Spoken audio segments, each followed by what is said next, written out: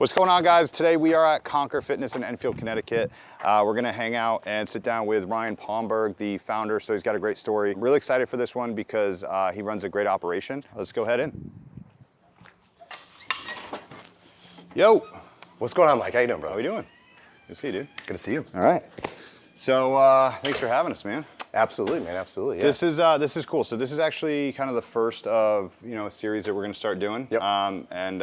If people feel it's valuable, you guys out there, let us know, and we'll keep doing these kind of things. But at the end of the day, just getting out there and getting on the road and meeting other gym owners that are doing the thing just like you guys are. So, dude, tell us about what kind of gym you own, like what what type of what's the model of the gym, what your services are, and let's check it out. Yeah, guys. So welcome to Conquer Fitness. Thank you so much. My name is Ryan Palmberg. I founded Conquer Fitness in 2021. It actually kickstarted out of the backyard of my house in the shed. Right. And today we are operating out of a 7,500 square foot facility.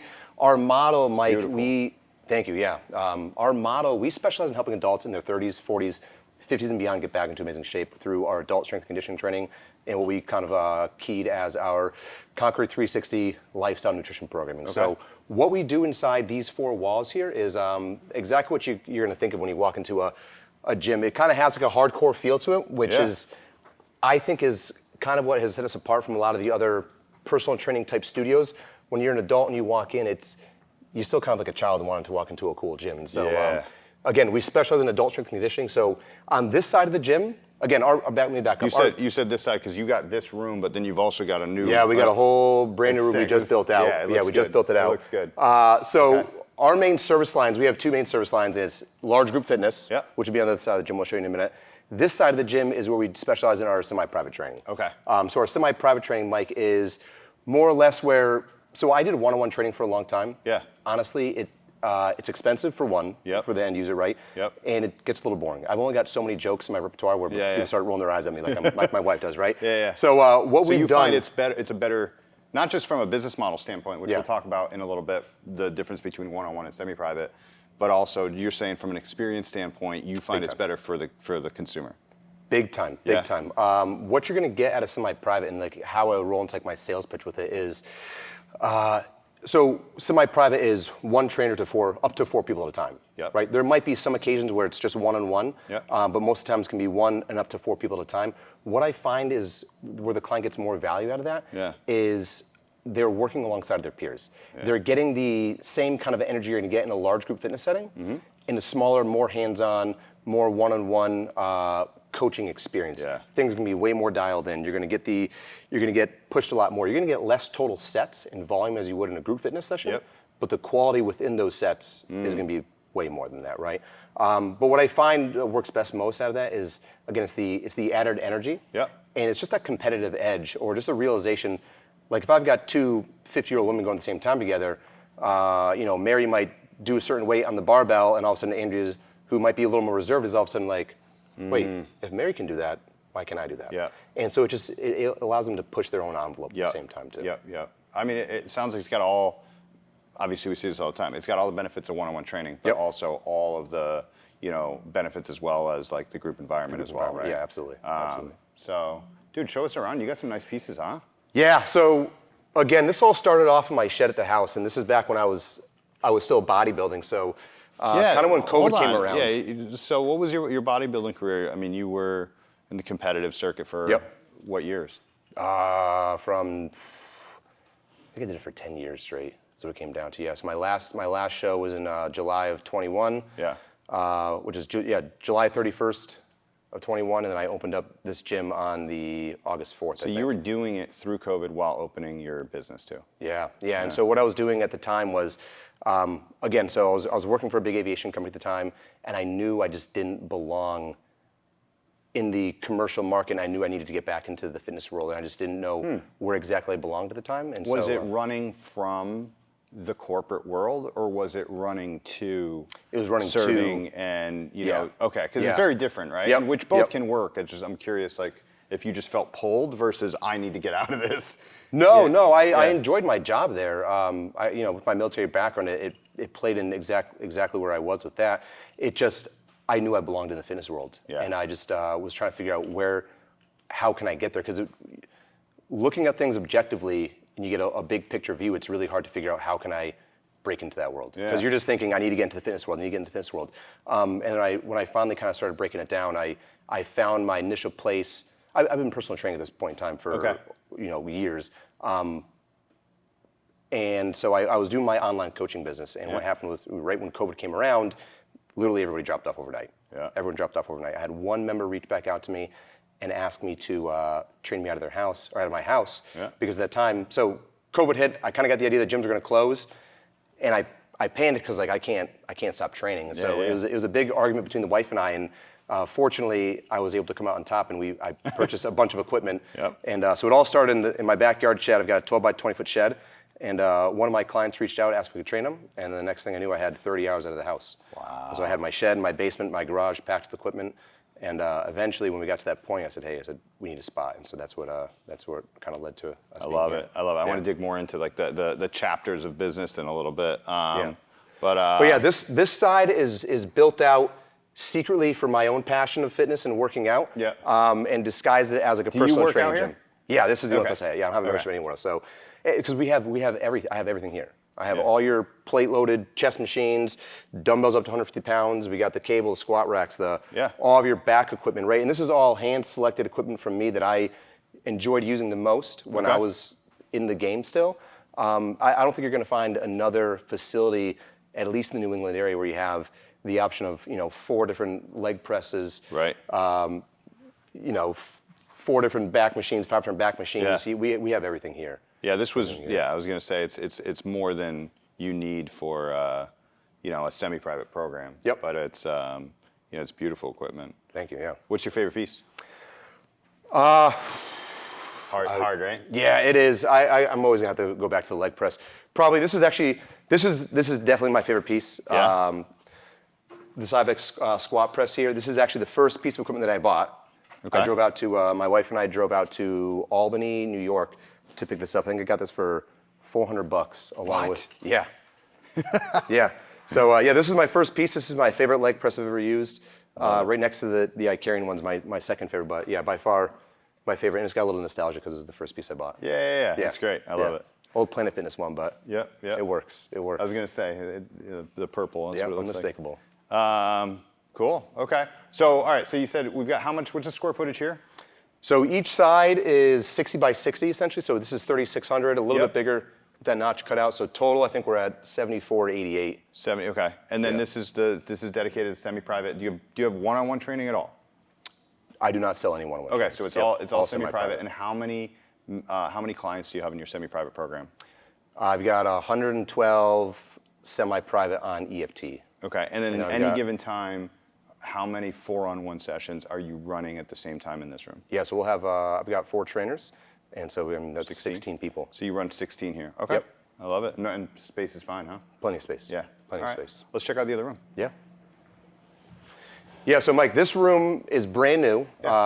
Actually, myself and one of my other coaches, Coach Chase, built this room out in literally 2.5 weeks. We tore a massive office down, painted everything, Beautiful.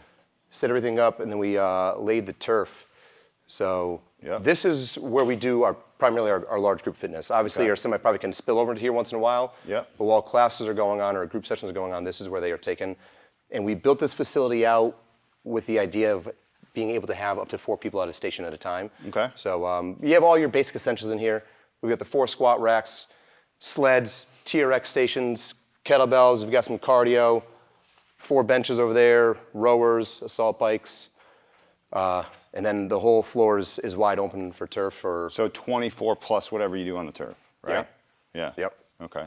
And is this, you said you just built this out. The program itself isn't newer. You're just expanding its capacity or? I've been doing this program from the very beginning of New Large Fitness. I kick-started off outside of the shed days. I was also doing large group fitness out of the park in my town. Like a boot camp style. Okay. Yeah, boot camp style. Okay. And then that just. So you took that whole model with you, got a dedicated space, and from day one you had semi-private and you had Large group fitness. Large group. Okay. Yes, we started off in this same building, Yep. a couple of doors down in a single unit, which is 1,800 square foot. Mm-hmm. We moved next door in November of 23. So it was August of 21, November 23, and we just opened this in March. Okay. All right. Yeah. Let's get to know the business a little bit. Let's do it. This is great. All right, so I'd love to dig like a little bit more into the business, right? Yeah. Obviously, origin story. You've got a like really interesting background. I think would resonate with a lot of gym owners out there, whether they want to start a gym or they're kind of in the game now. Specifically on the semi-private large group model. But more like before we get into anything, let's kind of cover like the gym scorecard as I call it. So it's like where are we at today with member count, revenue, and profit. Yep. Yeah, so right now, active members, we have a total of 207 members. Okay. That's split between our large group fitness, which I think we're somewhere around 71, 72. Okay. Semi-private members, we have 112. Okay. And then we have some paid in full members at 17, and the rest of it's made up of our challenge or promotional members, which I think is 7. And the challenge is kind of like the front end offer that you guys That's our run front here end and offer. there. Okay. Yeah, that's our front end offer. Okay. One thing that's really interesting about your gym that we'll get into in a little bit is in looking at the numbers with you before we did this, your churn is so low that you actually don't need to acquire members, at scale. Like you can turn ads on and off. Is that right? Yeah, I would say most of the time ads are off right now. Yeah, that's incredible, and I definitely want to dig into that because it's not common. Yeah. Most gyms have to keep acquiring because people leave every month, which I know it does happen. People do leave, but your numbers are much better than the average. So I want to get in there. So just real quick on your pay-in-fulls, do you offer that at the front, or is it something that you do like once a year as a special, or like how did you get your 17 pay-in-fulls? Yeah, I don't offer paid-in-fulls anymore. Okay. I have no need for it anymore, right? It was nice. It was nice when you're smaller to get that front end cash up front. Sure. It helps pad some room and it helps you expand a little bit, but I just don't need it anymore, so it's not something I offer. Yep. The people that are on paid in fulls are the ones that have been on paid in fulls for a long time. And you let them renew. I let them renew. Yeah, because it's fair at that point. Okay. Yeah. A good rule of thumb, just for anyone watching, really is we always say like you never really want more than 20% of your, you never really want more than 20% of your client base on paid in fulls. But to your point, sometimes you don't want them at all. It's really just kind of the season you're in and whether your business needs it or not, right? It's basically a loan against your business, right? If you need it, right? Yeah, right. And so that's it's good that you're not like overextending yourself. And I mean, you're at less than basically 10%, right? On painful. Okay, cool. All right, so let's walk through it. So you've kind of got a couple chapters to business, really. Right. So you opened in COVID. How do we go from? So I know you want to touch on this point, right? So right now, again, we're at 207 members total. Yeah. Monthly recurring revenue. I did a 30-day look back this morning. We are at over 82 grand this morning. Dude, huge. Yeah, okay, huge so number. So it sounds like, at least from what we talked about before, you just had a record month. 82 is the 82 is the biggest we've done so far. Yeah, so you're right at that $1 million run rate. We're about $600 shy of being 83,333. That's awesome. Okay, and then so you're on a growth trend. It sounds like. So what do you do in 2024 for revenue and profit? Just an annual. Yeah, 24 we ended. So I can tell you right now, our first full year with Conquer Fitness we did 185. Okay. Year 2 we did 300. Last year between Conquer Fitness and what was our supplement store at the moment, which is now absorbed into Conquer Fitness, we did 625. 620. Okay. Yeah. And then your profit. Profit was 237, I believe. 237. So that comes out to be something like almost 40% profit, which is phenomenal. We always say 30% is really that healthy mark when you look at like the health score of a gym. And so for you to be above that, that's great. Real quick, you mentioned a supplement store. There's a lot of gym owners that think it's a great idea. Yeah. What do you think? So I had the idea for a supplement store.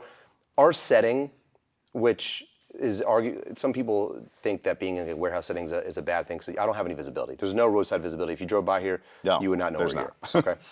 And even when you come in, that's one of the things I was thinking. Like, man, it's still, even if you see it on your Google Maps, you're like, what do you call it? Like, bay are you in, right? It's actually hard, even once you're in the area. Yes, it is. So, yeah, we're kind of hidden, and so I had the idea that if I didn't have a room for a supplement store, I didn't really have enough room in there to sell supplements, right? Hindsight, I guess you could have done drop shipment, which would be pretty easy. So something you guys do with like Prestige Labs. Yep. I didn't have access to that knowledge yet, so I said, hey, let's open up a supplement store on the main drag in our town, and we can use that location, which is going to have that roadside visibility, to filter in members to here. It cost me 70 grand to open the store, Okay. which is a massive chunk of change. Okay.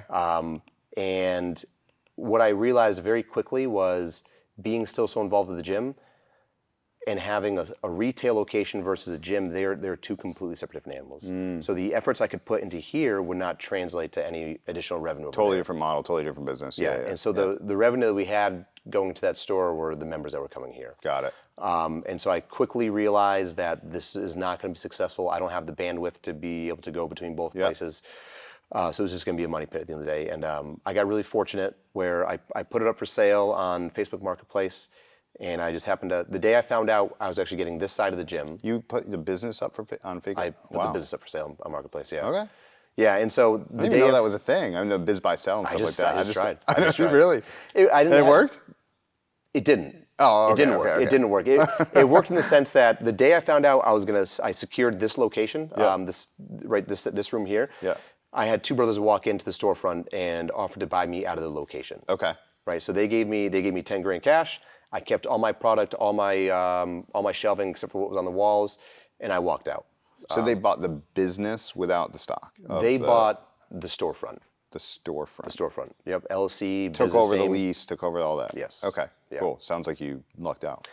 I lucked out. I took a haircut. I took a haircut for sure, yeah. but I was able to walk out of that without any additional money coming out of my pocket. Well, it sounds like you faced the same issues that you did with this business in the early phases, but you didn't really want to have to tackle solving that problem. But which was once you opened, you had to figure out acquisition. Right. But you didn't have an acquisition, system. No, I had nothing. For that business. Yeah. You had figured it out for this one, but really you're just funneling them from here to there. So that sounds like you focused in the right areas. Yeah. Okay, so you just brought all that stock here, and you have a nice little. Yeah. Now we have all of our stock here. We have a little corner dug out of the gym where it looks like a supplement store and retail desk, and we're actually doing more revenue here than we were doing. Really? So yes, we do about 45 to 5,000 a month revenue, which is about 40% margins. Okay, so protein subs, all that. Okay.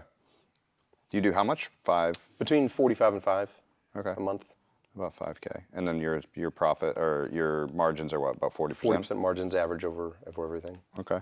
All right. So just real quick before we get into anything else, so you said you're doing about 70, 80,000. I know you just did 82,000. Yeah. You did 235 in profit last year. Yep. Can you break down your revenue right now? Let's call it your $80,000 a month. Okay. If we were to break down roughly, how much of that is semi-private, large group, product, and anything else that you may do front-end cash, that kind of thing, roughly speaking? Yeah, so I couldn't tell you. I have the numbers. I have all the numbers. I have all my numbers. Yeah, dude, you're like, I saw your sheets. I have incredible. all my numbers. Yeah. Also, one of the reasons you're so successful at what you do is you track your metrics. Track everything. And I think it's very, very clear that once I don't know if there was a time in your life that you didn't do that, but the fact is that you have the data, so you know pretty quickly if something's working or not working. I like being in control. Yeah. I like being in control. That's it. Yeah. Yeah. So I just need to know where I stand. And so I couldn't tell you and today. You're not competitive, right? At all? No. I can't tell you the breakdown right now between. Actually, you know what? I can give you some rough numbers. So, EFT. Yep. EFT wise, I think we're just over 60 total between large group and semi-private. So you're going to add your 60. recurring revenue together from large group and semi. Yeah. We're going to call that EFT, electronic funds transfer. That's going to be your memberships, right? For both of those combined is going to be 60. So that leaves about a $20,000, additional, between icing on supplements, the cake. between upfront cash from 6-week challenges, between clients that are coming in for additional sessions that aren't on maybe they pay for 2 sessions weekly, but they want to come in sometimes for 3 times. Okay, so that's a good one. So what I want to do is recognize the profit levers and the revenue streams that you have in the business right now. So you have your EFT, your recurring, at 60,000 for large group and for semi-private combined. You're doing about $5,000 in supplements or product, that kind of thing, right? Yeah. So it's bringing you to 65. There's another 15,000 roughly, and that's going to be whether it's somebody additional sessions. Are you selling those as packs or is it one-offs? How do you for the ones that are already on EFT? Yeah. That'll just be a one-off payment. Okay. That'll be just one-off payment. And what do you charge? At the base model, it's going to be $50 a session. Okay, got it. So that sounds like that's probably pretty common. People are going to do that. And then when your ads are on, which it's interesting. Sell them, yeah. or when you are acquiring new customers, Yep. what are they paying on the front end for Yeah, so we your have- 6-week program? Yeah, so we have 2 entry programs into the facility. Both are wrapped up in a 6-week challenge program, right? Okay. And these are individual 6-week challenge programs. And what I mean by that is, if you sign up on a Wednesday, you can start Thursday. I don't Great. make you wait to start on a certain date. You can Yep. start because the challenge is for yourself, and the challenge is, can you get yourself together, right? Yeah. And so the entry programs, again, we have a large group fitness program, and then we have our semi-private program. The large group fitness entry price Yep. is priced off at $549.99. Okay. And well, actually, let me back up. It's titled at the top that it's $699. Yep. Okay. And right under the total price, I have a splinter stack that breaks out every nuance that's included into that program. Okay. And so I go through the sales pitch. I pull up the form on my laptop. Yep. We go through I say, hey, listen, this is the price right here. So don't have to pay attention to that. I'm going to hook you up because we're running a promotion right now. Okay. I run through the splinter stack. I do a trial close at the end of me explaining everything that's included in that splinter stack. Yep. And I say, hey, does this, if you were working with a program like this, do you think you'd be successful? Yes, definitely. Great. Let me show what I can do for you. And I'll scroll down a little bit further, and I'll have it broken out into a Is that weekly exactly price. how you do the trial close, by the way? That's the.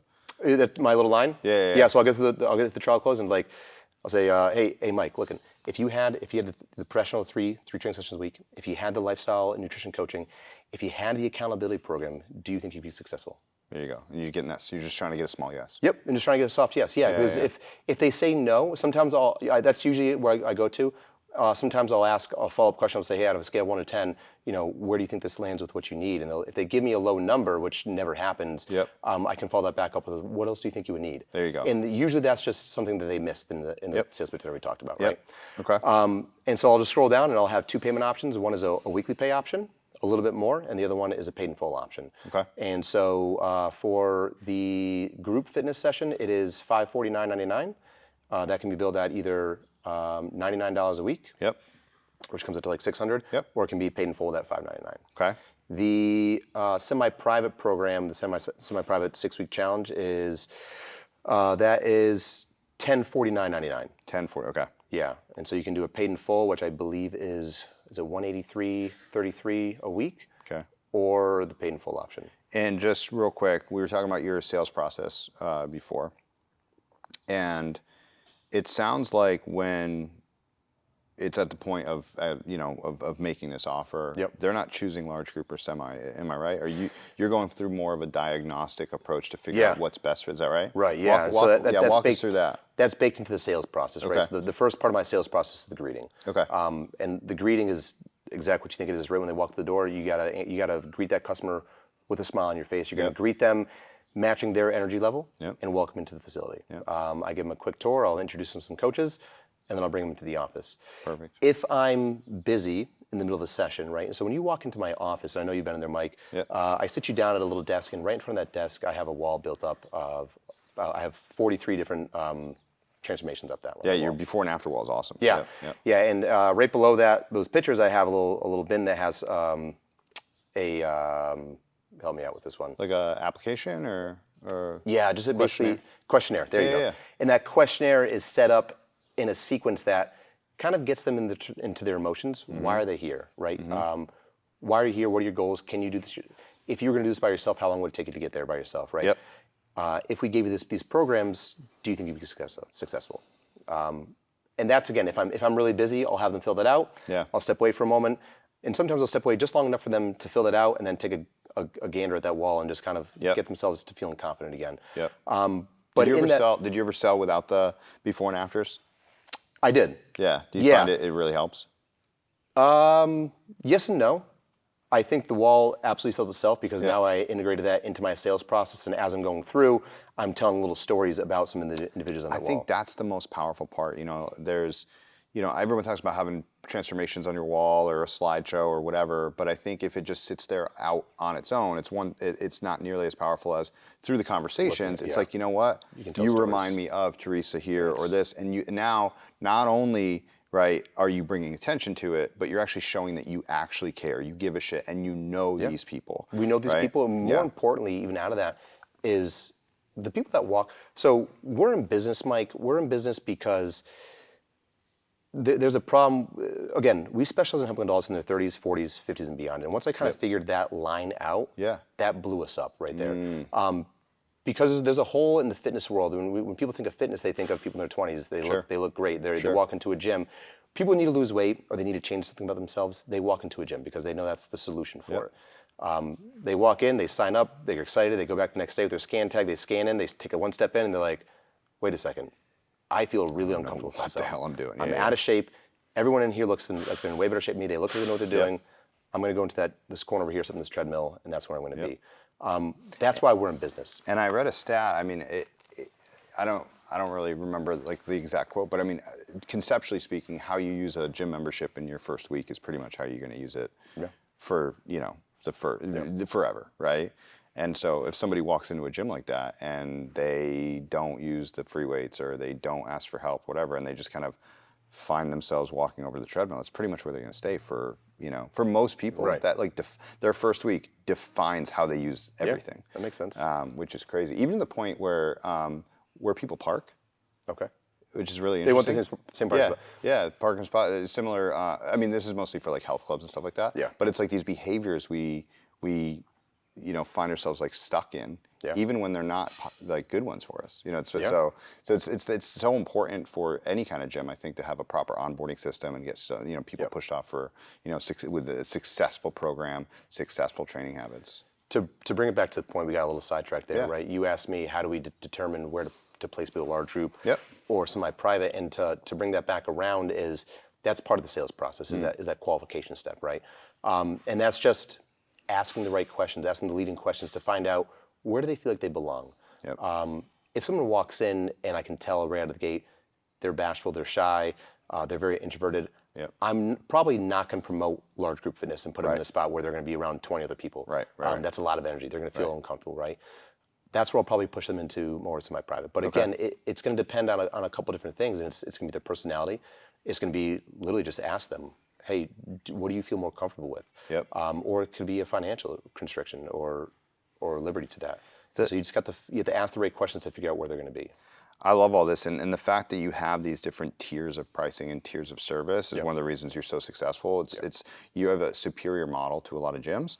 I want to bring it back a little bit, if you're cool with it, to just real quick, kind of the stages of the business that you've gone through, right? We were talking earlier, and it's almost kind of like 3 major phases. You had some almost milestones or defining moments. And so just walk us through. So you started it, out of the house, kind of, not in the house, but and so like where did you cap off, and then how did you go from there to, let's say, opening your first actual facility? Yeah, and so exactly, we started off in the shed of my house. And at that point in time, I had no marketing strategy. I just relied on the Facebook forums. And that's what brought it in. So I got to the point out of my house where I was doing 30 hours of training out of the house. And those were just one-on-one sessions. And then on a Saturday, I would do a large group fitness session out of the local park. And this was during COVID, so it wasn't that like odd, right? It was like, this is like people were like, I need this, and let's. Yeah, there was still a need for it. And that's probably part of my success in the beginning, was just hitting the market at the right time for it. But yeah, so I got to 30 hours of the house, and that was just, I was working full time still in the aviation industry, and I just, it was a conversation with myself and my wife, and I said, hey, listen, I think we can actually take this somewhere. And so after that conversation, I started looking around, and I found a location within this facility here, right? If you guys obviously aren't aware of where we're at, Conquer Fitness, we are in a steel structure warehouse type setting, industrial type setting, right? And so at that point in time, I opened up my first location a couple doors down. It was a single unit, 30 by 60, so it was 1,800 square feet.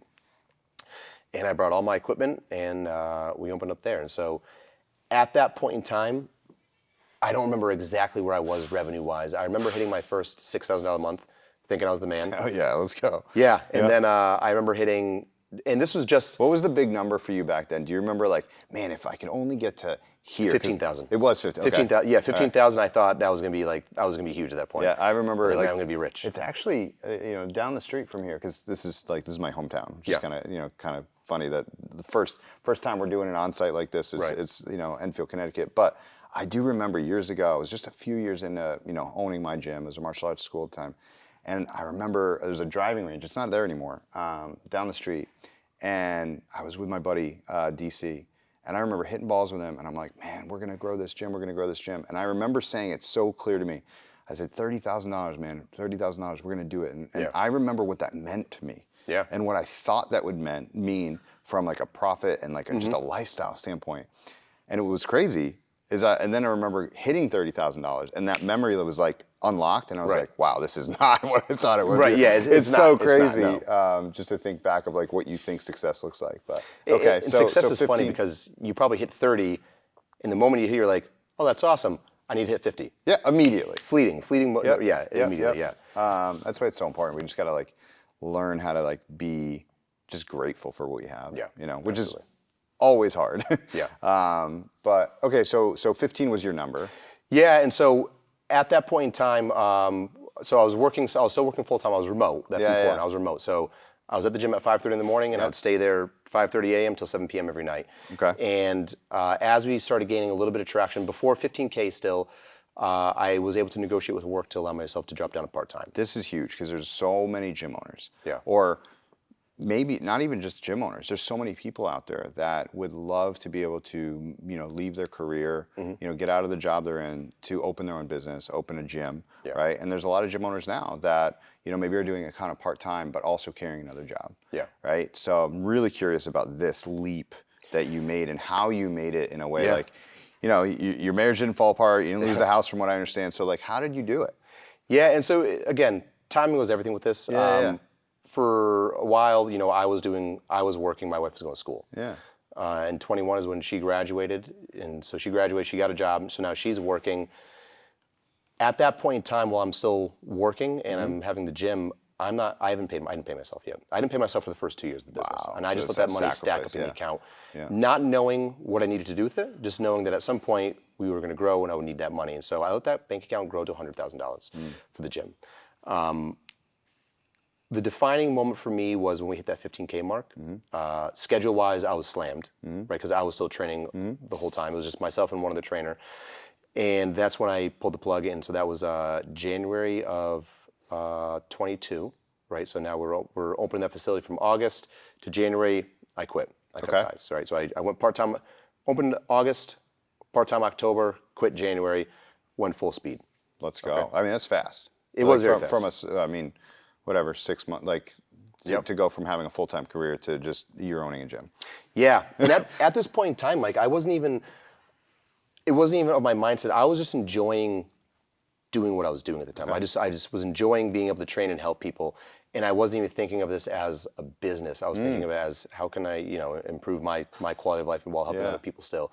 And so it wasn't until March of 23 where I read Grant Cardone's Sell Be Sold book. Okay. And so my wife and I went on vacation. So we're in Jamaica. Where'd you go? Jamaica. Jamaica, yep. And I'm reading this book, Sell or Be Sold. And at this point in time, the last book I read was going from 7th grade or 8th grade into my freshman year of high school was The Hobbit. Yep. So I haven't not read a single book since that point in time. I read that book, and I finally understood for the first time what it means to not be able to put a book down. Yeah. And that book just opened my eyes to, wow, I am missing out on so much opportunity for both bringing in revenue for myself and helping other people. And read that book, and so I'm in Jamaica. I'm reading this book in one hand, and I've got my phone in the other hand. I'm just taking notes down. So Probably couldn't wait to get back and And so at the end of the trip, I had like a mile long of notes on my phone. I get back, I hit the ground running, and all of a sudden, the next thing I know is I'm closing old leads that I was not able to sell previous to me reading that book. So you reached out to old lead, like your list. Yeah, basically. and so I pulled my email up from all my old email campaigns, and it's basically like a reactivation program. Love it. And reach out to everybody and sold. So you literally for the first time ever had like an acquisition system. You were like you actually had control. Control of it. It was cool. Yeah. It was very cool. Yeah. It's almost like a superpower, right? It was. It was. It just it ignites you to want to do more because once you catch it, you're like, I can just do this every single time, right? Yeah. And so now we are still operating out of that facility. It wasn't until November of 23, so later that year, that we acquired this location right next door, right? And so we went from 1,800 square feet to 3,600 square feet. Okay. And then we grew that facility. So at this point in time, we're still operating off of large group fitness, and we also morphed into semi-private. So we did away with one-on-one. Once we stopped one-on-one, we never sold it again. Yep. And so now we're exclusively doing large group fitness and semi-private training. With kind of the beginnings or the basic understanding of an acquisition system, right? Getting leads, having a sales process. So you probably took this thing from 15 to now with a superior model and acquisition to what? We're Yeah, so I think in that facility down there, we were doing, like I said, we were at 15 at that one point. I think we grew that to about 35. okay. Moved over here, we quickly got up to 43. And so at this point in time, I went to an event, and whatever I do, even this interview, Mike, I always try to take away just one thing. What's the one thing that I can walk away with? And at that event that I went to, I thought that one thing I walk away with was going to be the supplement store that I opened. It wasn't. Okay. That same individual that talked about the supplement stores also recommended for me to read Gym Launch Secrets. Oh, okay. At this point in time, I never listened to anything Alex Hormozy at all. I was like, cool. So I ordered the book. I read the book, and what was really cool about the book, and so I read a couple books that pertain to like this industry. Yep. Gym Launch Secrets is one. Profit First for Micro Gyms, really good book. Highly recommend that one. And Tim Lyon's book. Okay. And also, I'll throw out there the E-Myth. Yep. And they all kind of pertain to this aspect where most people starting these small businesses go through this really struggling stage where they're not making any money. I wasn't personally able to relate to those because I found success fairly quickly with this. Yep. And so I got to that chapter, and once I got to that chapter and finished the book, I love the book. The book is phenomenal. So if you guys are out there and you haven't had a chance to read Gym Launch Secrets yet, even if you don't have the cash flow today to be able to invest in something like that, highly recommend it because there is so much information packed in that book that it'll take you to the next level. Yeah, easily. I was going to ask you, like, did you implement things from the book, or did So- it just kind of unlock some? No, I don't even want to try to sound this way, but I read the book and it was more or less like a pat on the back to me. I was already doing about 90% of what that book's great. recommending. It was really cool. But even with that, and even with the trajectory we were on, so we were already doing. I think at that point in time, I hit 43 Okay. monthly revenue, which is Yeah. which is for me at that point was like holy shit. I hadn't.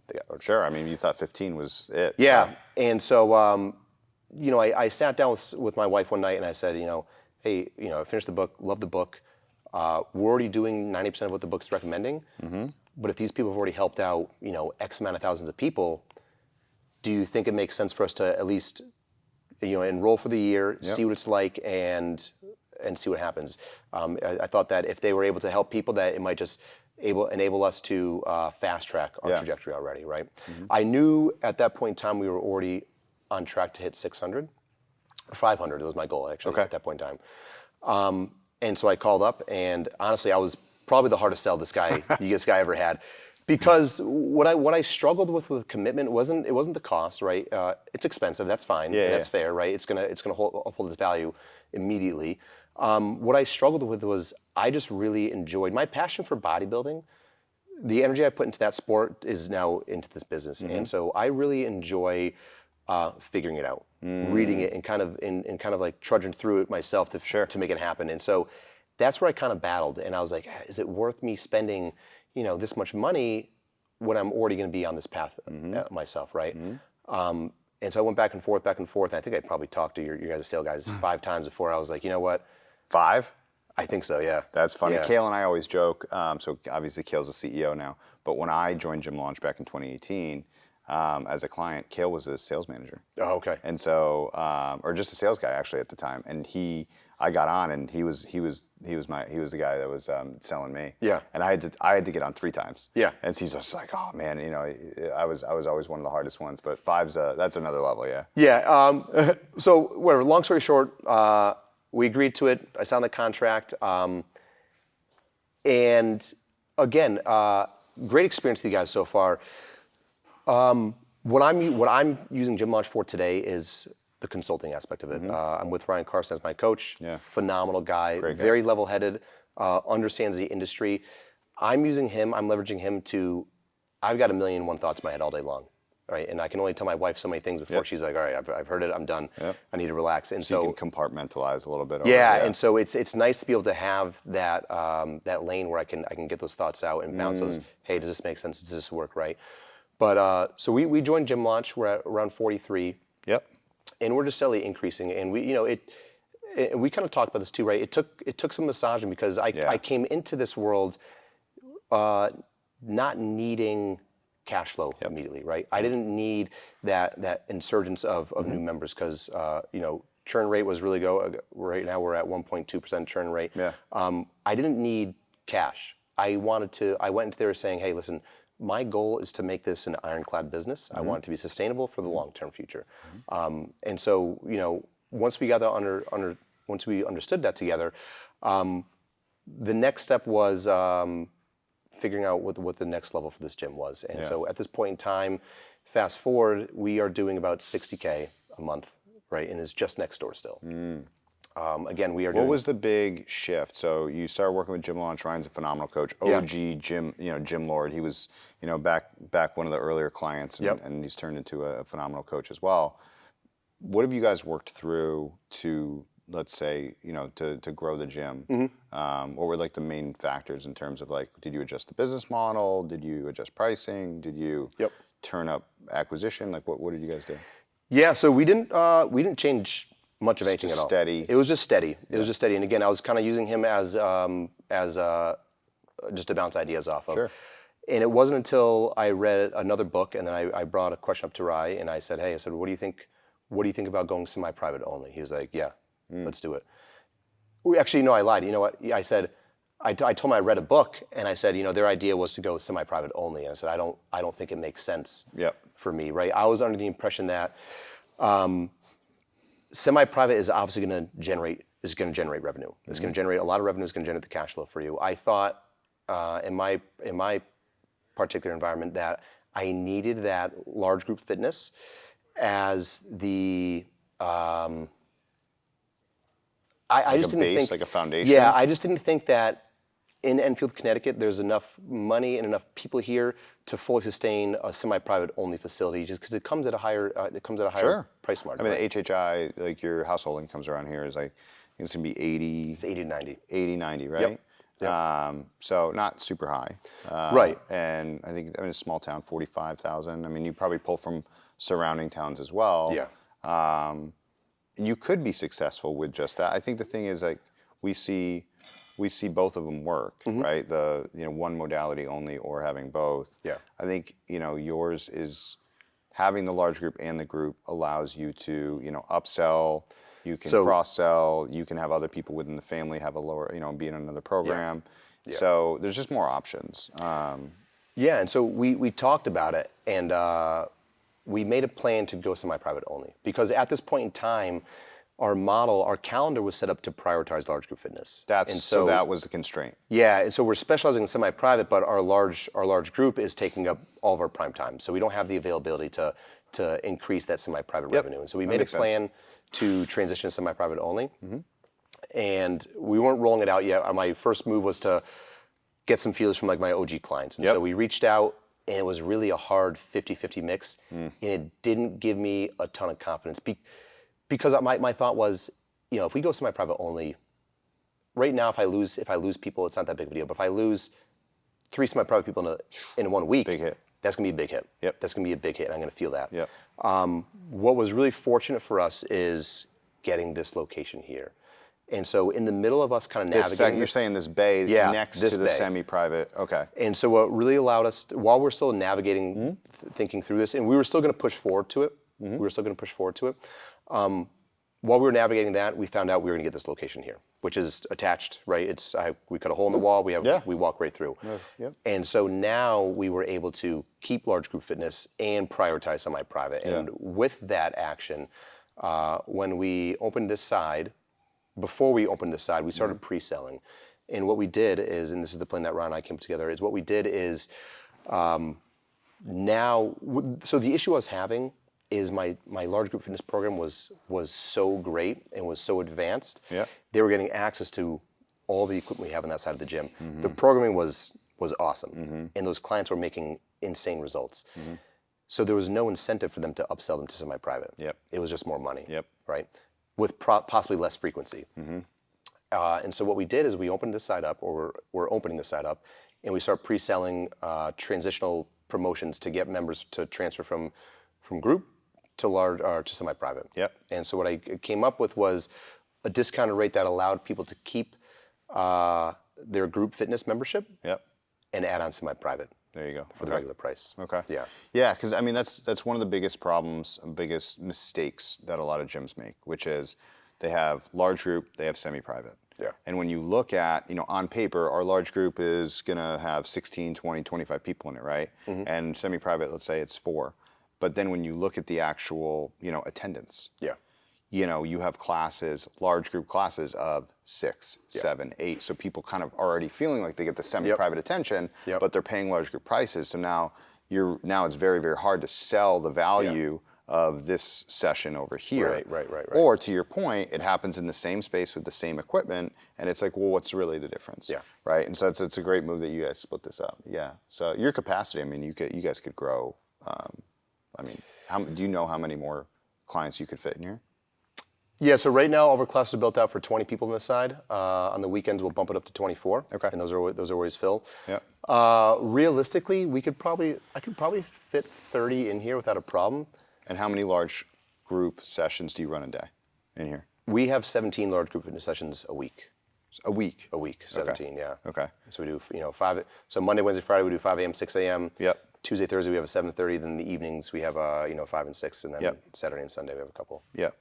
Okay, so really clear that you've got the kind of 3 chapters, right? Yeah. You had, in COVID, at home, then you've got the space dedicated. Yep. You obviously started to focus on acquisition, skill stack almost, right? From a sales perspective.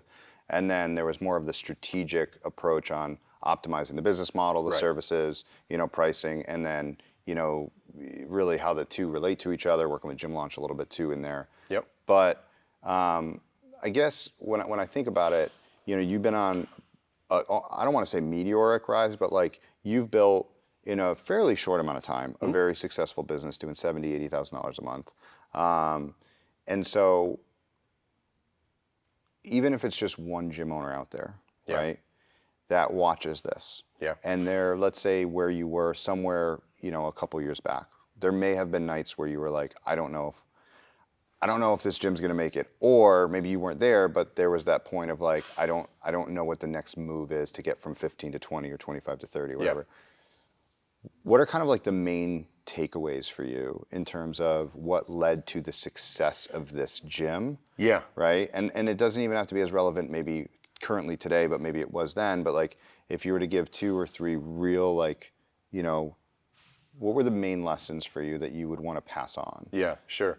But real quick, I'll touch on those for sure. Yeah. But you said something funny, and even though right now we're successful, I can promise you right now, there's nights that even little minor changes that I make to the business, I'm like, oh, here goes, the whole business is gonna fail. Yeah. Like those thoughts, That's even good to have being those, successful, one of the like, reasons, you're never. I don't think you're ever gonna escape those. Yeah. I'm sure you won't, right? It's just those thoughts are gonna creep in. I just want to highlight there's 2 qualities that you have that I think lead to you having a strong business, right? To being a successful gym owner, right? And whatever, however you want to define success, maybe you don't feel successful as a gym owner, but at the end of the day, I talk to hundreds and have talked to thousands of gym owners. And so, you run a solid business from all the, if you look at all the metrics, right? 2 things stand out. I guess 3. Number 1, your numbers, right? You track everything, right? Which we didn't really get into too much, but your spreadsheets, everything we look through, it's on point. You review that. So you leave the emotion out of it and you let data do, kind of the decision making, right? It's all math. So that's number 1. Number 2, you have the ability to delay gratification. You talked about earlier, when we were kind of discussing like on your path to going from your day job to running a gym, you just let that money stack and you didn't take a paycheck for not just, a little bit of time, but for 2 years. Yeah. So that's kind of like that whole marshmallow, test of like, it's like you, and again, goes back to your, you take bodybuilding days. Now, or you can wait and get 2 later, right? Yeah, exactly. And so for you have that ability to delay the gratification, which is a quality of, a great owner. And so you got the, track your data, delayed gratification. But the third one is this kind of like overwhelming sense that you can all crumble overnight. Yeah, because it can. Right? It can, yeah. And so you clearly just have this continuous motivation to just keep going. Yeah. And it's that combination, I think, that really I just wanted to point that out because a lot of times we don't take the time to be like, well, really look at our own qualities. Yep. So like, don't lose that. Yeah. you know. So and it's funny you say that too, Riz, because you asked me a second ago what are like one of my top 1 to 2 or Yeah, 3 just tips. real quick. Like, what do you think? And so I've got a million in my head right now. One thing that we didn't touch on, Mike, that I think is absolutely paramount is what's the product you're selling? Yeah. Okay. And I think what separates us the most out of anywhere else, and I think for anywhere to be successful is the single most important thing you can do as a business model is one is put you put yourself in your customer's shoes. Is you need to make what kind of industry are we in? People business. Yeah. People business, Yeah. right? And so the number one thing you can do is make your customers, make your members feel valued, feel important. If you can nail that, if you can put their needs before yours, you're going to be successful. So probably tip number 1 is read how to win friends, or how to make friends and influence people. Yep. Okay. Yep. If you can read that book, you're going to be successful in business. Make your members feel valued, feel important. Listen to them, because they are what is giving life to your business. Next under that is going to be. I want to highlight something. There's you emphasizing product. I'd love to go deeper, on another another sit down specifically on what you do, because when you look at the average churn of a gym, Yep. right? Usually you're looking somewhere in the 8 to 12% range of all of your clients every month leaving, at a large group or semi-private, semi-private gym. You guys are far below that, right? Meaning your retention is way higher than most. Yep. Your churn, let's say on average over the past 90 days would be, what would you call it? 1.2. 1.2% churn. So for every 100 members that you have, clients that you lose 1, right, per month. So you guys have 207, right? Is that right? Yep. 207. So you lost 2 probably. Yeah. That's incredible. Which means your LTV, right? When somebody does sign up here, they stay for a very long time. Yeah. Which means you can afford, if you need, to actually go acquire more, because you make so much from every client. I want to highlight the fact that a lot of people out there give advice, but they're not qualified to. From everything I can see, you're very qualified to talk on product. So I'd love to sit down again with you and talk about what does that look like? How do you do it? I'd love to. Yeah, it's phenomenal. But you go hard on making sure that people feel like they're in the right place, that you care, and don't discount this, because for all you guys that are trying to continually, acquire more clients, the reason you have to is because of your churn. Yeah, and if you solved churn and stopped focusing on just sales, right? And actually focus on putting out a great product, give a shit, really create a great experience. If you cut churn from 10% down to 5%, you would need to sign up half as many clients the following month to grow the same amount. So that's a huge part of your success. Okay. Yeah. So I would say, Mike, is treating those customers right, controlling your churn essentially, and that's going to be providing the right culture. Making the atmosphere fun, inviting, nurturing your members, right? After that, I would say learn a solid sales process, because if you do have high churn, if you can sell, you'll always be in business, right? Quality product. Yeah. Learn how to acquire, right? On demand. Yeah. And then I would just say surround yourself. Our success here at Conquer Fitness is 1,000% due to the team that I have myself with. Yeah. My guys are I feel that. absolutely top notch. Yeah. Top notch. And it's funny, and I think I said this to you yesterday too. If you take those 3 guys and you put them, and I'm talking about just my main training stuff. If you take our trainers and you put them in a different situation, a different gym, that churn could be completely different. Yeah. And so it starts at the top. So that starts with me in creating that culture. And if I act a certain way and I treat members a certain way, they're gonna do the same thing. And so it's treat your client right, learn how to sell, and surround yourself with good people. I feel that, I was in my gym. I've owned a gym for 17 years, and in the gym for 12 of it, day in and day out. And having stepped out, 4 or 5 years ago, there's no way that would have ever happened if I didn't have a phenomenal team. So that's absolutely everything. Guys, I hope you guys found some value in the real, in the trenches, conversations of just what it's like to be a gym owner. And you know, if you're out there, you want to start one, maybe you're doing the thing as a side hustle like you were years ago and want to make that leap, or maybe you're doing your thing, you just want to hit that next level. Hopefully there's one little nugget that you took from this. Ryan, I can't thank you enough for taking time. I mean, literally you got a whole business to run here and you just, you know, hung out with us for an hour or two. And so this is helpful. This is great because I really think this is what the world needs more of, the gym space needs more of, is to like really hear like how you're doing it and how you did it. And so I can't wait to come back and maybe do like a follow-up to it. Cool? Oh, yeah, definitely. All right, dude. Yeah, this is great. Appreciate it. Yeah. Thank you, guys.